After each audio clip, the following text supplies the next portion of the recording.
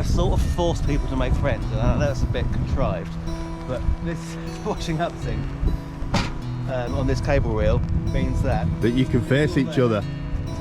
And you're doing your pots in the morning. Oh, morning. And have a chat. Yeah, well, why not? Yeah. There are now people that are coming back at the same time each year because they've met having done their washing up here. Oh wow, there you go. Which I think is really fun. Yeah, too right, yeah. You've got notices on the back of the doors of how to use them. Yeah, so. And at the back there as well. Yeah. We use recycled bamboo toilet paper. Right. Not that you have to for composting toilets, but that's just, these are like low carbon impact toilet rolls. Right. It was done last year, but no, it's all gone. All gone. All gone. Well, it's used up. And look at this, a vibrant tree. That was literally planted last week. And look at the size of it. So this one is what we call the Tinker's Hut. Okay. It was originally built for a local lady by her father, and she lived in it for several years, off-grid on some marshes. Right. And it came to a point in her life where she didn't want to live in it anymore, and it came on the market.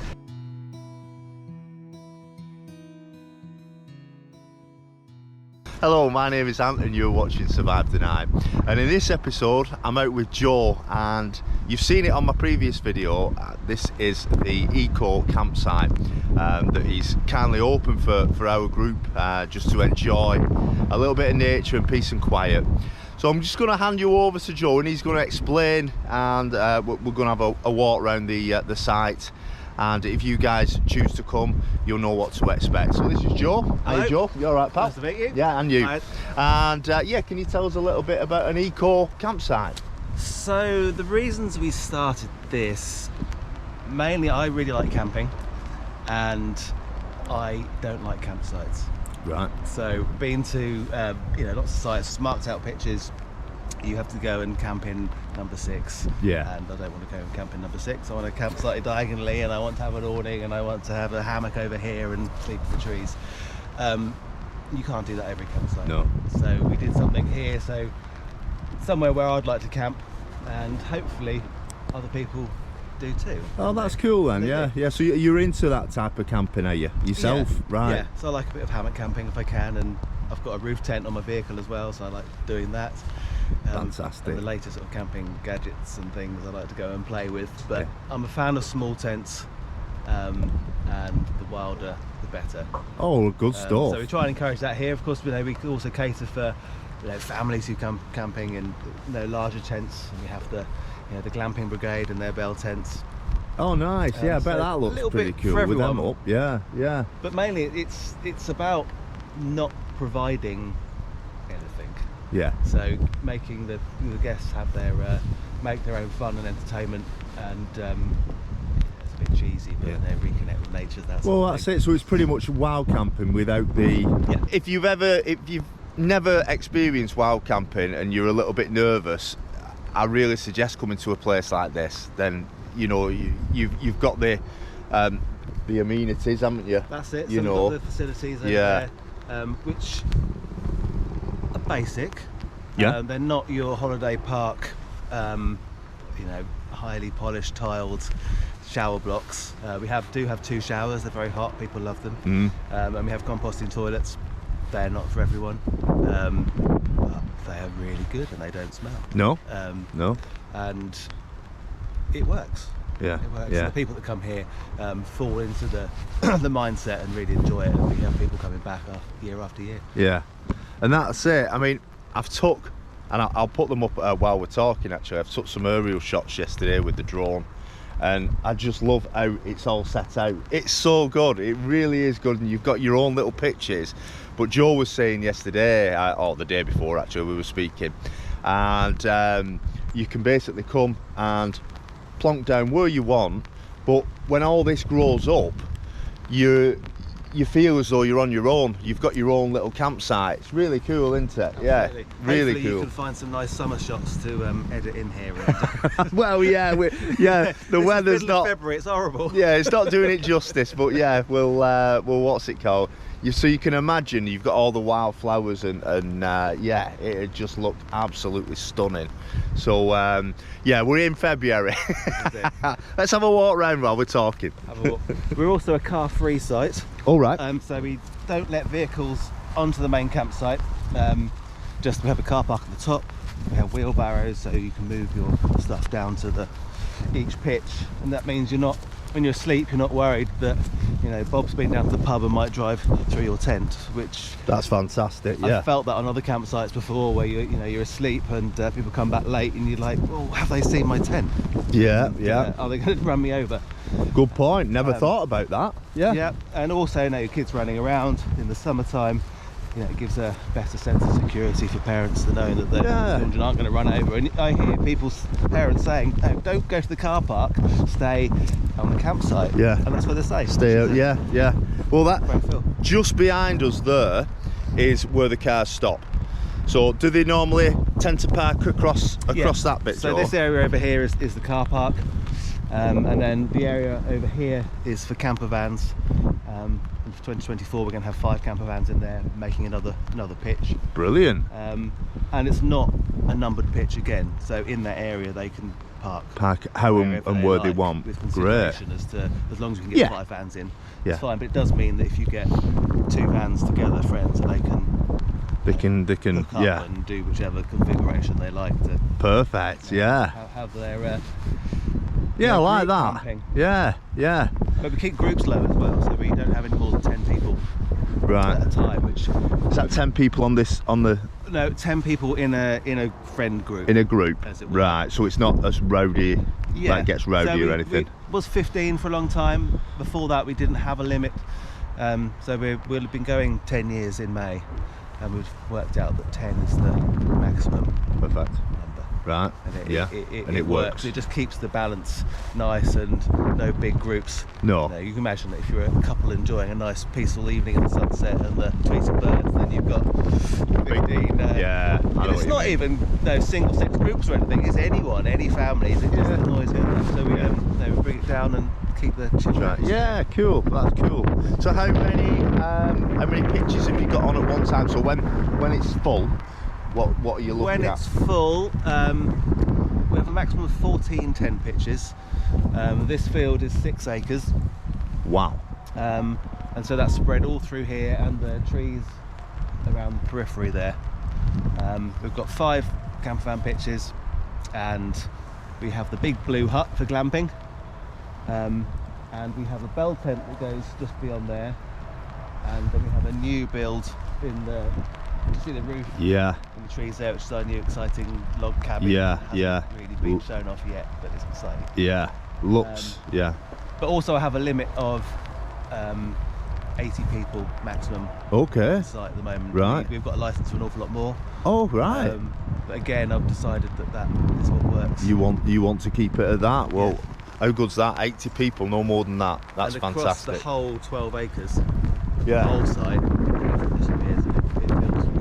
I get that vibe. Even though we've been very lucky to have it all to ourselves, it really has been a relaxing. It feels like a wild camp in a camper van. But yeah, I can see it in the summertime when everything's grown up and people are dotted about, milling about as well. It'd be nice. Should we have a look at these amazing toilets and showers? Yeah. So again, it's February. They need a spring clean. They've been all right. These people weren't meant to be here. No, they've been okay. Actually, let's go here. Yeah. So we're talking about people milling around. I've sort of forced people to make friends, and I know that's a bit contrived, but this washing up thing on this cable reel means that you can face each other. And you're doing your pots in the morning. Oh, morning. And have a chat. Yeah. Well, why not? Yeah. And there are now people that are coming back at the same time each year because they've met having done their washing up here. Oh wow, there you go. Which I think is yeah, too right. Yeah. So you meet fellow campers and all get on like a house on fire. That's it. Yeah. So these are the composting toilets. Yeah. And let's show you. I have a very detailed explanation here, which I won't go through now. Yeah. Have a look at our website. Yeah. Have a look at the website. You've got notices on the back of the doors of how to use them. Yep, so... And at the back there as well. Yeah. We use recycled bamboo toilet paper. Right. Not that you have to for composting toilets, but that's just, these are like low carbon impact toilet rolls. Right. So do you provide them, or do you have to buy them on site? No, they're all provided in here. Right. And this is the actual toilet itself. Now the trick is keeping liquids and solids separate. So Yeah. there's a separator in there. And by doing that, it means that it doesn't produce ammonia, because the, let me get this right, the breakdown of the compost is done aerobically rather than anaerobically. Anaerobically when you've got no oxygen, because it's covered in liquid, and it produces ammonia which smells. And when you split it like this, you don't get the ammonia smell. And it is, trust me, you cannot smell anything. It's a really fantastic way of doing it, isn't it? And so we do add just a small handful of sawdust. This is hardwood sawdust. It's got a higher carbon content. Okay. It helps with the breakdown. Right. In there. And this is taken from the local sawmill just across the road. Which is where we also get the firewood from for the campsite. Perfect. Yeah. And everything goes into a wheelie bin. Right. So you're sitting on a wheelie bin. I keep product for 2 years, and eventually it breaks down. I then spread it on trees. So this time of year, these guys have just missed me doing. Oh, what a shame! Yeah.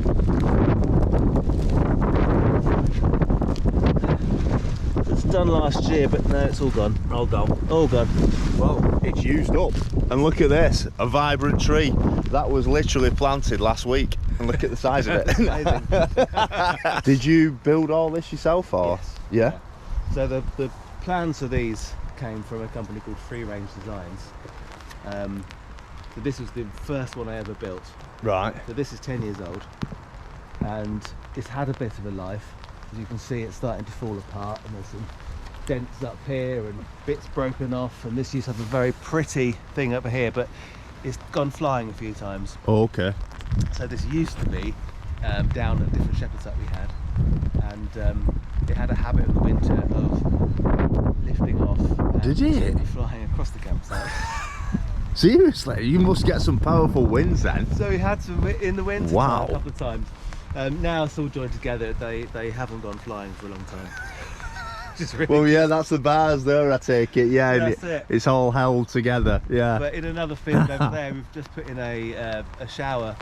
We've got a 4x4 exhibition field right at the other side of the site, and put a shower in there. And I just put it in there. I forgot about it. Went off when Christmas happened, and the last winds we had. Up and over. I'm just putting the roof back. Wow. So then finally we've got a cabin. We have. Well, we've got two cabins actually. So this one is what we call the Tinker's Hut. Okay. It was originally built for a local lady by her father, and she lived in it for several years off-grid on some marshes. Right. And it came to a point in her life where she didn't want to live in it anymore, and it came on the market, and so we purchased it. At that time it had a flat roof and not as many windows as it has now, and completely different interior. So we took it down to the farm, stripped the roof off, redid the inside, and made what we have now, which is really nice. Yeah. So we added, well, it's on a like 1970s flatbed trailer. Right. And then in front of it we've got an old farm hay trailer. Okay. Right on the deck. And it's got everything you need. We have a shower on the left hand side. Right. Composting toilet, very similar to the ones at the top. To the right. There. So that's fully efficient. You don't have to use the toilets if you don't want to. No. And the showers. It's got its own barbecue. Yeah, over fire pit. There's a tripod hiding on the back.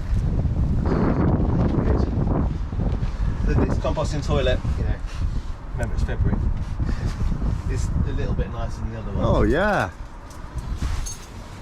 Fabulous.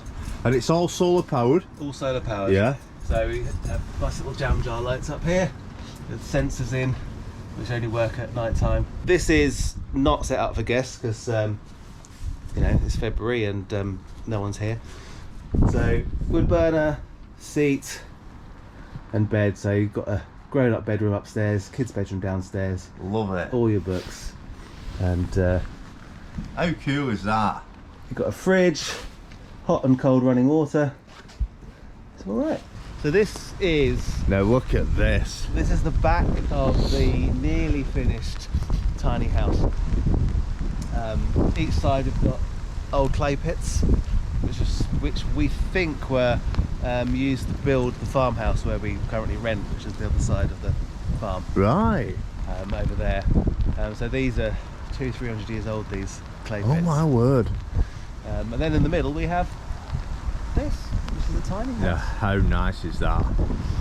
That's very fairy tale-y, Yes, isn't it? It looks like a fairy tale house. that's it. It's, Yeah. yeah, a bit Hansel and Gretel. The house. Yeah. Very cool. Now, how would you like to stay in that? So we've stock fenced this one so you can bring your dog, but your dog can then be loose. Right. so So you you don't have to think worry of about everything, it. don't you? Yeah. Right. Yeah. So one, if you don't like dogs, and there's a dog's walking field nearby, they can't get into you. But if you love your dogs and you want to have your dogs with you on holiday, Yeah. you can let them out the door of the tiny house and they can run around. You know that they're not going to run away. Brilliant. That's the idea. Fantastic. Now look at this. See the front. So Joe at the minute, he's finishing this off. So obviously you've got to take that into appreciation that you know, when everything is finished, this is going to look Yeah, amazing. so we're still in it really is. building site phase, really. Yeah. And mud. So we've just beginning of this week we dug a pond, so that's filling up, and we'll have lots of plants in there going forwards. Over here you've got a swing seat, and on top of that you've got the solar panels that power the whole hut. Oh, does it? Yeah, Right. it's all Very completely clever. off-grid. Very clever. Yeah. We built the hut and then all the cabins, but I suddenly realised that the roof is never going to be in direct sunshine. Right. Oh no, what do I do? So Right. Right. I'm with you. I'm with out you. there. And it's all clad with it's a sapwood, which is the byproduct of a sawmill down the road. Right. And we were able to get some of that and clad the building with it. Brilliant. Does look good. Yeah. So this will be the entrance, the back door, as it were, the main entrance in. And again, we're in building site stage. We have a very cute little apple pie wood burner to keep it all warm. That's great. I made a... I love all this. Have you done all this? Yeah, so we made that kitchen. Fantastic. All the wood in here came from Dis Auctions. It was actually old fencing wood that we sanded down again. Right. Used that. Nice seating area. And my sister has Perfect. Yeah. done some wonderful artwork on the ceilings. Oh, it's art, is it? It's not actually wallpaper. It's No, painted in it's them. painted in. Yeah, great stuff. Painted in, and then we have a ladder upstairs. Which, Wow. again, they're working with my IKEA blinds. So you have a view out over the fields. In the summer there are horses in those fields, so you can look at those, and then back again to the campsite out there. I love it. And this is for couples, yeah. Yeah, so this is for couples only, dog. Brilliant. And you've got your own bathroom in here Wow. with a compost toilet and shower. Nice hot shower. Yeah. And another fridge. Brilliant. So not much more I can say apart from watch this space and Yeah. And come and enjoy it. come and enjoy it. When are you looking at opening it, Joe? Have you got a time span on it? Or... We have a booking for it beginning of May. So Wow. it'll definitely be done by then. Oh wow. He's going to be on it. He's going to be on it. Yeah. Well, that is it. I hope you have enjoyed this tour of a fantastic eco site. You know, as I say, it's the first time for me. I just wish that Charlie, my son, could have come and experienced it as well, but unfortunately it's GCSE time and he was dying to come down. It's something different. So thank you so much, Joe. Really pleasure having you here. Thank you, mate. Fantastic. I will put a description. I will put a link to the website of the campsite below. Go and check it out, and yeah, I'll put a link to his Instagram. Yeah. I'll put a link to his Instagram as well on the. Go give him a follow, and yeah, please come and book on.